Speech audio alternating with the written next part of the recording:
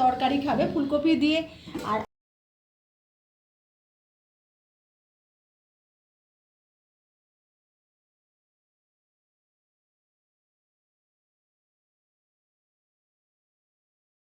মনিকাজ রান্নাঘরের তরফ থেকে রিপাবলিক ডেতে সকলকে স্বাগত জানাই।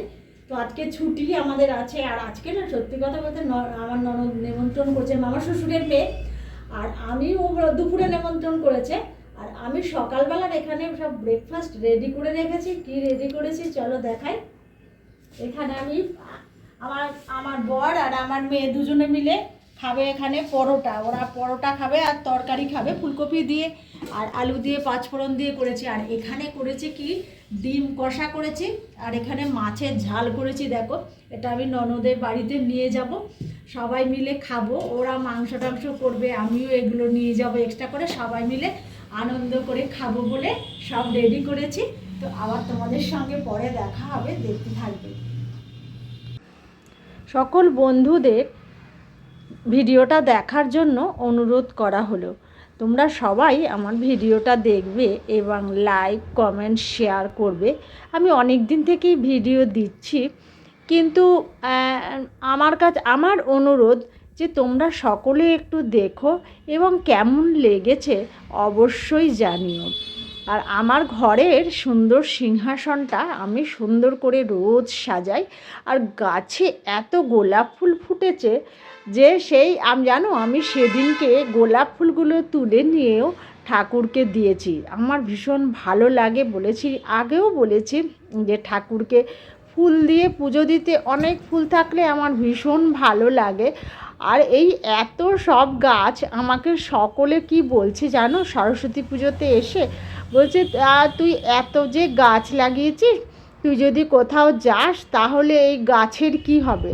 আমি বলেছি আমার গাছগুলো আমার সঙ্গেই যাবে, আমি যেখানে যাব সেখানেই আমার গাছগুলো যাবে। এই জবা ফুলটা এত সুন্দর অনেক দিন পরে ফুটলো। আর এই দেখো নতুন গোলাপ ফুলটা ফুটেছে, এটা নতুন গোলাপ লাগিয়েছি, তবে ফুলটা কিন্তু ছিল না, ফুলটা কিন্তু আমার বাড়িতে এসেই ফুটেছে। আর চন্দ্রমল্লিকা তো তোমাদের আগেই দেখিয়েছি, গেঁদা চন্দ্রমল্লিকা, আমি না চন্দ্রমল্লিকা গেঁদা সমস্ত কিছু ছিঁড়ে ফুলগুলো ছিঁড়ে আমি ঠাকুরকে দিই আর যখন ফুল না থাকে। এখানে ননদের বাড়িতে নেমন্ত্রণ ছিল, কী কী খেয়েছি দেখো, দেখাচ্ছি।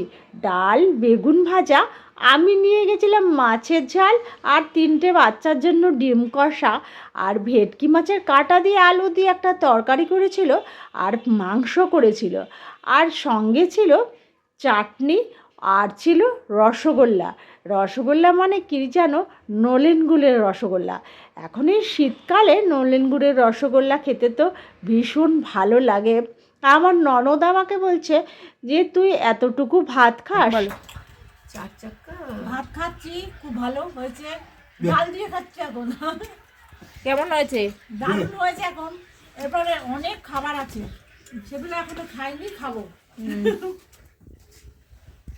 সব আগে দেখিয়েছে কি কি খাবার। জয়ন্তদা বানিয়েছে মাছের কাঁটা, ভেটকি মাছের, ওটা ভেটকি মাছের কাঁটা। মনিকা বসো না, জয়ন্তদা হয়নি, তুমি একদম ঝোল দিবে না।